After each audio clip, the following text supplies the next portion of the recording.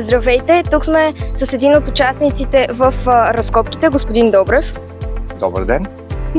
И сега искаме да му зададем няколко въпроса. Може ли да ни разкажете малко за историята на Стара Бонония? Мога, разбира се. Ние с вас се намираме пред плана на бившия град Бонония. Както виждате, той е в правоъгълна форма, построена върху цитаделата, т.е. укрепената стена. В момента той се е намирал под сегашната крепост Баба Вида. Останала е само една кула, която може да се покаже. И града е обграден с крепостна стена. Площта на града е 240 декара. Както виждате, пред нас на разкопките ние виждаме две кули. Това са осма кула, която е малко по-далеко. И очаквахме, че тук ще излезне западната порта на града, тъй като римското строителство е идентично почти навсякъде.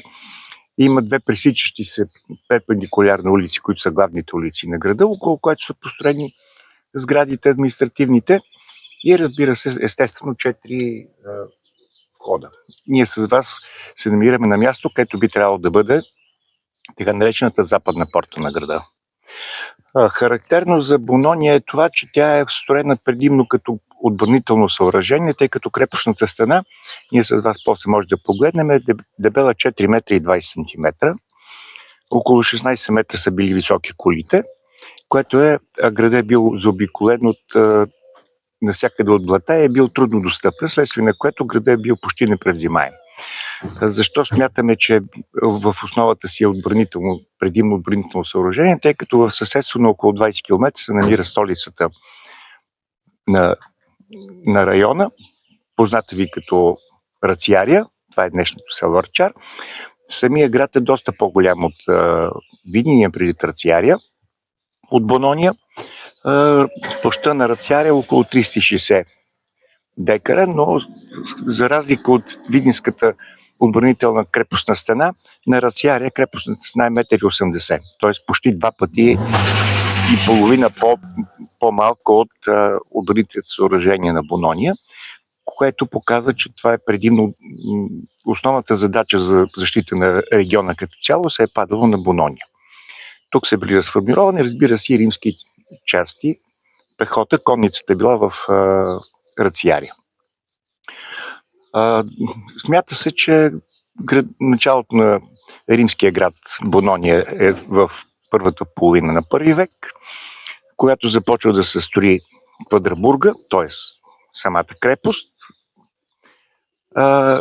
но най-вероятно паралелно с нея започва да се строи и крепостната стена, тъй като по време на разкопките по-миналата година в кулата, стигайки до дъното на кулата, намерихме няколко монети на император Траян, който, като си научите урока по история, ще знаете, че управлява края на първи, началото на втори век, от 97 до 112 или 13 година някъде.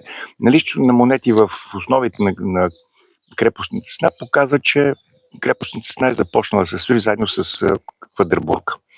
Какво е характерно за Бонония като цяло от гледна точка на археологията? Целият град не може да се разкрие, тъй като Бонония е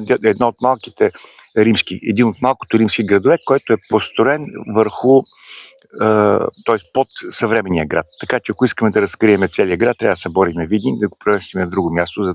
Затова се работи на отделни точки. Една от тези точки е точно тази западна порта на града. Това пък ни дава една друга възможност, може да проследиме целият период от почти 2000 годишно развитие на града. После ще ви покажа как археолозите на база на пластовете, които се разкриват, може да правим заключения за различните етапи за развитието на града, както като икономика, така и като бит.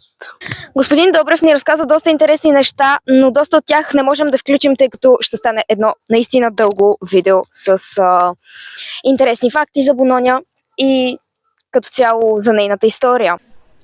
Довиждане и ще се видим следващия път.